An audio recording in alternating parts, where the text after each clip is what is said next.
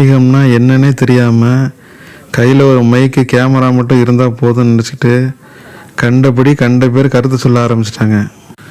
பொதுவான ஒரு வலைதளத்தில் ஒரு செய்தியை சொல்லும்போது அது மக்களுக்கு உண்மையாக போய் சேரணும் அப்படின்னு நினைக்கிறது இல்லை. யார் யாருக்கு என்னென்ன விஷயங்கள் அறகுறையாக தெரியுமோ அந்தந்த விஷயங்கள்லாம் பரப்பிட்டுருக்காங்க. இதெல்லாம் பார்த்து கேள்விப்பட்டு ஒரு கட்டத்தில் மன உளைச்சலாகி மக்களுக்கு ஆன்மீகத்தை பற்றியும் மனநலன் பற்றியும் உடல் நலத்தை பற்றியும் சரியான புரிதல்களை கொண்டு போய் சேர்க்கணும் அப்படிங்கிற நோக்கத்தில் தான் இந்த சேனலை நான் ஆரம்பித்தேன். உதாரணத்துக்கு ஒன்று சொல்கிறேன். நான் தஞ்சாவூரில் இருக்கேன். தஞ்சாவூரில் உள்ள பெரிய கோயிலோட வரலாறை பற்றி ஏகப்பட்ட வீடியோக்கள் இருக்குது. ஒவ்வொன்றையும் பார்க்கும்போது மனசு ரொம்ப சங்கடமாக இருக்குது.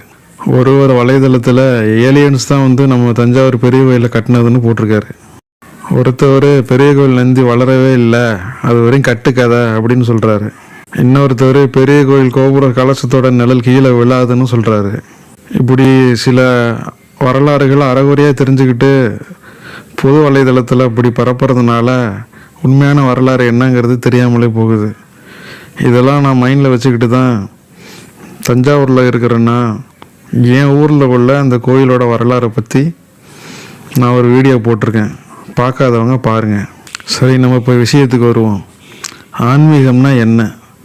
ஆன்மீகம்னா காவி வேஷ்டி கட்டிக்கிட்டு மலையில் போய் தவம் இருக்கிறதோ, குடும்பத்தை விட்டுட்டு பிரிஞ்சு போய் தவமாக இருக்கிறதோ, சாமியார்கள் ருத்ராட்சம் பண்ணி காவி வேஷ்டி கமண்டலம் இதுதான் ஆன்மீகம்னு நினைக்கிற பல பேருக்கு புரியாத ஒரு விஷயம் என்ன அப்படின்னா, ஆன்மீகங்கிறது ஒன்றுமே கிடையாது. எப்படி நம்மளோட வாழ்க்கையையும் அரசியலையும் பிரிக்க முடியாதோ அதே போல் நம்மளோட அன்றாட வாழ்வையும் ஆன்மீகத்தையும் பிரிக்கவே முடியாது. நீங்கள் டெய்லி காலையில் எழுந்திரிச்சு பல்லு வளர்க்குற பேஸ்ட்லேருந்து குளிக்கிற சோப்புலேருந்து போடுற துணிமணிலேருந்து எப்படி சாப்பிட்ற சாப்பாட்டுலேருந்து எப்படி எல்லாத்துலேயும் அரசியல் கலந்துருக்கோ அதே போல் நீங்கள் உங்களோட அன்றாட வாழ்க்கை எல்லாத்துலேயுமே இந்த ஆன்மீகம் கலந்துருக்கு. சுருக்கமாக ஒரே வரியில் உங்களுக்கு புரிகிற மாதிரி சொல்லணும் அப்படின்னா, இந்த உலகத்தில் 2 விஷயம் இருக்குது. ஒன்று பாசிட்டிவ் எனர்ஜி, இன்னொன்று நெகட்டிவ் எனர்ஜி. நம்மளை சூழ்ந்து அழுத்துகிற நெகட்டிவ் எனர்ஜியை நம்ம உடம்புலேருந்து மனசுலேருந்து நீக்கி நம்ம உடம்பையும் மனசையும் பாசிட்டிவ் எனர்ஜியை ஆக்கிறதுக்கு பேர் தான் ஆன்மீகம். நான் சொல்கிற இந்த பாசிட்டிவ் நெகட்டிவ் இந்த 2 விஷயத்துலையுமே எல்லாமே அடங்கி போயிடும். பில்லி சூனியம் ஏவல் பேய் பிசாசு இது எல்லாமே நெகட்டிவ் எனர்ஜி. நீங்கள் அன்றாட வழிபடுற கோயில்கள், தவம், தியானம், ஆன்மீகம், ஜீவசமாதி, முக்தி நிலை இது எல்லாமே பாசிட்டிவ் எனர்ஜி. இது எப்படி செயல்படுதுங்கிறத போக போக நம்ம விரிவாக பார்க்கலாம். எப்போவுமே ஆன்மீகத்துக்கும் அறிவியலுக்கும் நேரெதிர் போட்டி இருந்து கொண்டே இருக்கும். ஆன்மீகம் சொன்ன பல விஷயங்களை அறிவியல் இப்போ தான் கொஞ்சமாக ப்ரூவ் பண்ணிகிட்டே வராங்க.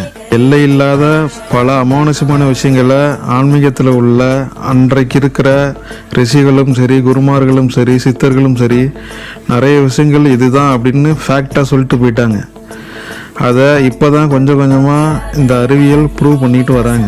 இன்னமும் அறிவியலால் கூட கண்டுபிடிக்க முடியாத நிறைய உணரப்பட முடியாத அமானுஷமான விஷயங்கள் இந்த ஆன்மீகத்தில் நிறையவே இருக்குது. அது என்னங்கிறது போக போக ஒவ்வொன்றா நான் சொல்கிறேன். சரி, இப்போ இந்த ஆன்மீகம் நமக்கு எதுக்குங்க? நம்ம எதுக்கு இந்த ஆன்மீகத்தில் ஈடுபடணும்? ஆன்மீகம்னா என்ன அப்படின்னு நீங்கள் கேட்கலாம்.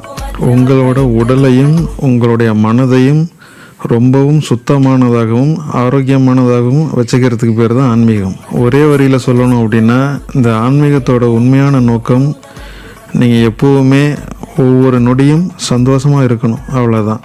எதுக்காக நான் என்னோடய உடலையும் மனதையும் சந்தோஷமாக வச்சுக்கணும் அப்படின்னு நீங்கள் கேட்கலாம். இந்த பிரபஞ்சம் எப்படி உருவானது அப்படின்னு பார்த்தீங்க அப்படின்னா, இறைவனால் படைக்கப்பட்ட போது வெறும் தரையாகத்தான் இருக்கும். காடு மேடு பாறைகள் பள்ளங்கள் செடிகள் கொடிகள் அவ்வளோதான் இருந்துச்சு. மனித நாகரிகம் வளர வளர அவனுடைய கண்டுபிடிப்புகள் ஒவ்வொன்றா வளர இப்போ நீங்கள் கையில் வச்சுக்கிற செல்ஃபோனாக இருக்கட்டும், லேப்டாப்பாக இருக்கட்டும், கம்ப்யூட்டராக இருக்கட்டும், வீட்டில் ஓடுற டிவியாக இருக்கட்டும், ரோட்டில் ஓடுற பஸ்ஸாக இருக்கட்டும், காராக இருக்கட்டும், உங்களை சுற்றி இருக்கிற பில்டிங்காக இருக்கட்டும், இது எல்லாமே மனிதன் கண்டுபிடிச்ச ஒரு விஷயம். ஒரு 30 வருஷத்துக்கு முன்னாடி செல்ஃபோன்னா என்னென்னே தெரியாமல் இருந்துச்சு. இன்றைக்கி செல்ஃபோனு ஸ்டிக்கர் வடிவிலெல்லாம் வந்துருச்சு. அந்தளவுக்கு டெக்னாலஜி வளர்ந்துருச்சு. இன்றைக்கி எல்இடி டிவிலாம் பழசாக போய் செவுத்தில் ஸ்டிக்கர் மாதிரி ஒட்டி டிவி பார்க்குற அளவுக்கு வந்துருச்சு. அந்தளவுக்கு டெக்னாலஜி வளர்ந்துருச்சு. இந்த ஒட்டுமொத்த டெக்னாலஜியும் உங்களை சுற்றி இருக்கிற இவ்வளவு கண்டுபிடிப்புகளும் இல்லை இனிமே வரப்போகிற இன்னமும் அரிதான கண்டுபிடிப்புகள் எல்லாத்தையும் யாருங்க கண்டுபிடிச்சா அப்படின்னு பார்த்தீங்கன்னா வேறு யாரும் கிடையாது, நீங்கள் தான். இந்த மனிதனோட மூளை தான். இந்த மனிதனோட மூளைக்குள்ளே மிகப்பெரிய அமானுஷமான விஷயங்கள் நிறையவே இருக்குது, நிறைய திறமைகள் இருக்குது. இவ்வளவு அரிதான கண்டுபிடிப்புகளை நிகழ்த்தி நம்மளை ஆச்சரியப்பட வைக்கிற இந்த மனிதர்கள், இந்த அறிவியல் விஞ்ஞானிகள் எல்லாருமே தன்னுடைய மூளையை வெறும் 0.5%லேருந்து 1% மட்டும்தான் யூஸ் பண்ணுறாங்க. ஒரு சில பேர் 1.5% வரை யூஸ் பண்ணுறாங்க. விஞ்ஞானி ஆல்பர்ட் ஐன்ஸ்டீனு தன்னோட மூளையை 5%லேருந்து 5.5% வரை யூஸ் பண்ணார் அப்படிங்கிறதுக்கு உண்டான ப்ரூஃப் இருக்குது.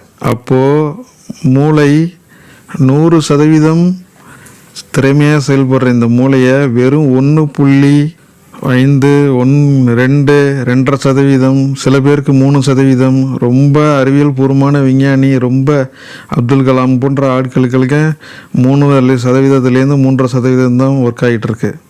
இந்த 2-3% மூளை செயல்பாட்டில் இருக்கும்போதே நம்மளை சுற்றியான இவ்வளவு கண்டுபிடிப்புகளும் இவ்வளவு ஆச்சரியமான விஷயங்களும் இந்த மனிதன் படைச்சிருக்கிறான் அப்படின்னா இந்த மூளையோட கெப்பாசிட்டியில் ஒரு 50%, ஒரு 70%, ஏன் 100% இந்த மனிதன் பயன்படுத்த ஆரம்பித்தானா இன்னமும் எவ்வளோ பெரிய விஷயங்கள் கண்டுபிடிக்கலாம், என்னென்ன விஷயங்கள் சாதிக்கலாம் அப்படிங்கிறத கொஞ்சம் கற்பனை பண்ணி பாருங்கள்.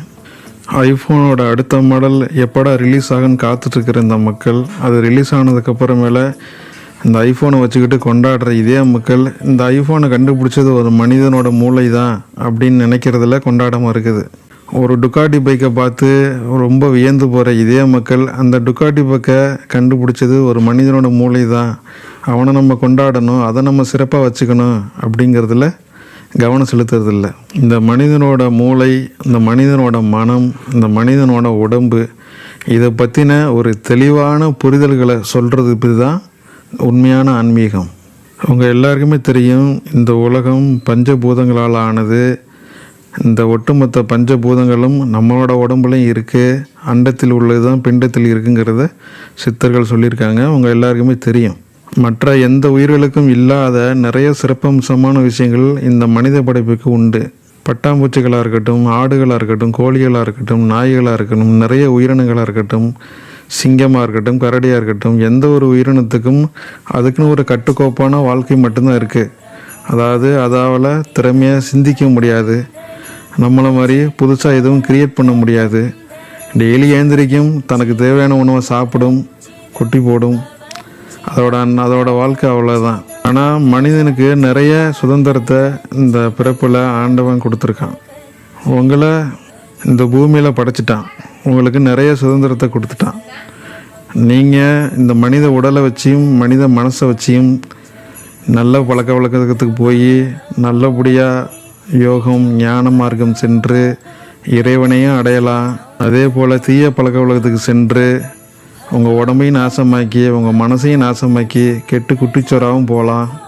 4 பேர் நல்லா இருக்கணும்னு உதவியும் பண்ணலாம், 4 குடும்பத்தை கெடுத்து நாசமாகவும் ஆக்கலாம். இப்படி எல்லாரோட சுதந்திரத்தையும் உங்கள்கிட்ட ரொம்ப சுதந்திரமாக கொடுத்துட்டான் ஆண்டவன். இதில் நீங்கள் எந்த வழியை தேர்ந்தெடுக்கிறீங்க, எந்த வழியில் போகிறீங்க, உங்கள் வாழ்க்கையை நீங்கள் இந்த ஜென்மத்தில் எப்படி நீங்கள் அமைச்சிக்கிறீங்க அப்படிங்கிறத மிக துல்லியமாக சொல்லித்தர்றது தான் ஆன்மீகம். பிறந்ததுலேருந்து இப்போ வரையும் நீங்கள் படுற கஷ்டம் எல்லாமே தலையெழுத்து தலைவிதி அப்படின்னு சொல்கிறீங்க. உண்மையில் விதினா என்ன அப்படின்னா உங்களுக்கு நீங்களே எழுதப்பட்டது தான் விதி. உங்களுக்கு புரிகிற மாதிரி சொல்லணும் அப்படின்னா போன ஜென்மத்தில் நீங்கள் என்னென்ன பாவங்கள் பண்ணீங்களோ அந்த பாவத்தோட விளைவு தான் இந்த ஜென்மத்தில் நீங்கள் அனுபவிக்கிற அத்தனை கர்மாக்களும். அப்படின்னா என்ன அர்த்தம், இந்த ஜென்மத்தில் நீங்கள் படுற ஒவ்வொரு கஷ்டத்துக்கும் நீங்களே எழுதப்பட்ட விதி தான் இந்த ஜென்மத்தில் நீங்கள் கஷ்டப்படுறீங்க. தலையெழுத்துங்கிறது ஆண்டவன் எழுதுறது கிடையாது, நீங்களே உங்களுக்கு எழுதிக்கிறது தான். அடுத்த ஜென்மத்திலேயாவது நல்லபடியாக சந்தோஷமாக வாழணும் அப்படின்னு நீங்கள் நினச்சிங்க அப்படின்னா உங்களோட தலைவிதியை நீங்கள் தான் மாற்றி அமைக்கணும். அதே போல் இந்த ஜென்மத்திலேயும் இவ்வளோ நாள் நான் பட்ட கஷ்டங்கள் எல்லாம் போதும், இனிமேலாவது நான் சந்தோஷமாக இருக்கணும், என்னோடய குடும்பம் சந்தோஷமாக இருக்கணும், என்னோடய பிள்ளை குட்டிங்க சந்தோஷமாக இருக்கணும், இனிமேலாவது எல்லாருமே நல்லா இருக்கணும், அப்படின்னு நினச்சி நீங்கள் செயல்படணும்னு முடிவெடுத்துட்டீங்க அப்படின்னா கண்டிப்பாக இந்த ஆன்மீகம் உங்களுக்கு மிக உறுதுணையாக இருந்து உங்களை பெரிய கண்டங்கள்லேருந்து காப்பாற்றி நீங்கள் அடுத்த பிறவியே பிறக்காத அளவுக்கு கூட உங்களால் செல்ல முடியும். இனிமே தான் நம்ம மிகப்பெரிய ஆன்மீக பயணத்தை தொடர போகிறோம். அதனால் எல்லோரும் வாட்ச் பண்ணுங்கள், ரொம்ப கவனமாக இருங்க. நான் சொல்கிற ஒவ்வொரு விஷயத்தையும் காது கொடுத்து நல்லா புரிஞ்சுக்க முயற்சி பண்ணுங்கள். அப்படி புரிஞ்சுக்காதவங்க கீழே உள்ள கமெண்ட்ஸில் உங்களுக்கு என்ன சந்தேகம் இருந்தாலும் கேளுங்க, நான் பதில் சொல்கிறேன். முதல்ல இந்த ஆன்மீகத்துக்குள்ளே நம்ம நுழையிறதுக்கு முன்னாடி நம்மளை சுற்றி என்னென்ன அமானுஷ்யமான விஷயங்கள் நடந்துகிட்ருக்குங்கிறத முதல்ல புரிஞ்சுக்கணும். உதாரணத்துக்கு இந்த உலகம் எப்படி படைக்கப்பட்டது, எப்படி இயங்கிட்டு இருக்கு, இனிமேல் எப்படியெல்லாம் செயல்படும், நம்மளை சுற்றி என்னென்ன விஷயங்கள் நடந்துகிட்ருக்கு, முதல்ல நம்மன்னா யார், நம்ம யார் யார் கூட கனெக்ட் ஆகிருக்கோம், இப்படிங்கிற பேசிக்கான சில விஷயங்கள் இருக்குது. இதை யாரும் அவ்வளோதான் உங்களுக்கு சொல்லித்தரல. நான் ஒவ்வொன்றா சொல்கிறேன். இனிமேல் அடுத்தடுத்த வீடியோவில் அதை பற்றி முழுமையாக பார்ப்போம்.